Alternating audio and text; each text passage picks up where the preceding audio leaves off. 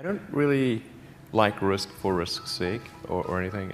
And I do think that a lot of things are very risky with a low chance of success. But if you want to try to come up with an innovative breakthrough, that's going to be how it is. Anything which is significantly innovative is going to come with a significant risk of failure. But you know, you've got to take big chances in order for the potential for a big positive outcome. You know, just if the outcome is exciting enough, then taking a big risk is worthwhile.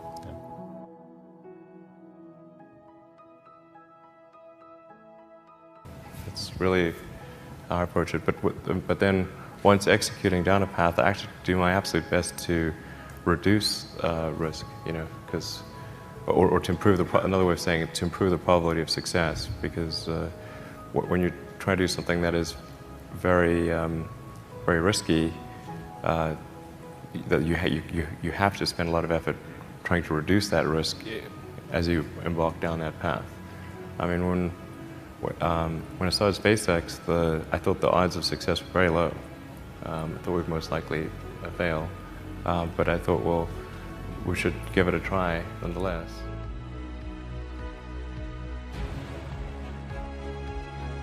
Certainly, there are times when things don't go well, and then that's quite dispiriting, for sure. And so then it's difficult to proceed with the same level of enthusiasm.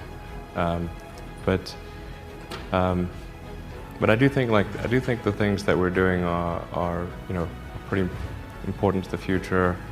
And if we don't succeed, then you know, it's not clear what other things would succeed. And if we don't succeed, then we'll be certainly pointed to as a reason why people shouldn't even try for these things. So I think it's important that we do whatever is necessary to keep going.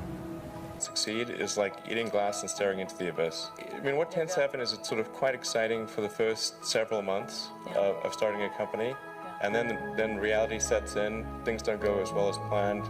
Customers aren't signing up. The technology or the product isn't working as well as you thought, and then that can sometimes be compounded by a recession, and it can be very, very painful for several years. So I think successful entrepreneurs probably come in all sizes, shapes, and flavors. I'm not sure there's any one particular thing. For me, you know, some of the things I've described already, I think, are very important. I think really an obsessive nature with respect to the quality of the product is very important. So you know, being obsessive compulsive is a good thing in this context. Really liking what you do, whatever area that you get into. Given that, you know, even if you're the best, there's always a chance of failure. So I think it's important that you really like whatever you're doing. If you don't like it, life is too short. You know, I'd say, and also if you like what you're doing, you think about it even when you're not working. I mean, it's something that your mind is drawn to. And if you don't like it, you just really can't make it work, I think. Well, I think it's important to have a very, to apply critical thinking to, this may sound trite, but to apply critical thinking to what one is doing. By that I mean just the fundamentals of logic, you know, do you have the right axioms? Are they relevant, and are you making the right conclusions based on those axioms? That's the essence of critical thinking, and yet it is amazing how often people fail to do that. I think wishful thinking is innate in the human brain. You want things to be the way you wish them to be, and so you tend to filter information that you shouldn't filter. That's the most common flaw that I see. And then I also tend to see that people, instead of reasoning from first principles, they will tend to act in a manner.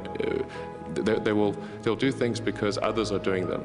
because there is a trend. You know, they just see everyone going in that direction, so they think that must be a good direction to go, which is sometimes correct, but then sometimes, you know, you're going to run off a cliff or something. So it's much better to really look at things from, you know, as one would say in physics, from a first principle standpoint. What are the fundamental truths, or the most fundamental truths in an arena, and what can you, any conclusions, logic that you come to must be derived from those fundamental truths.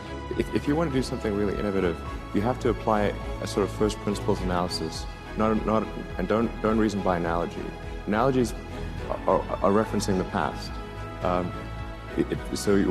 First principles means you look at the most fundamental truths in a particular arena, and the things that really are almost indisputably correct, and you reason up from there to a conclusion.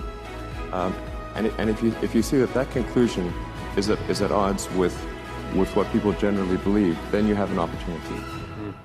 Now, you can't operate like that on all things because it takes too much mental horsepower. So most of your life you have to operate by reasoning by analogy. But if you really want to innovate, you must reason from first principles to identify the problem.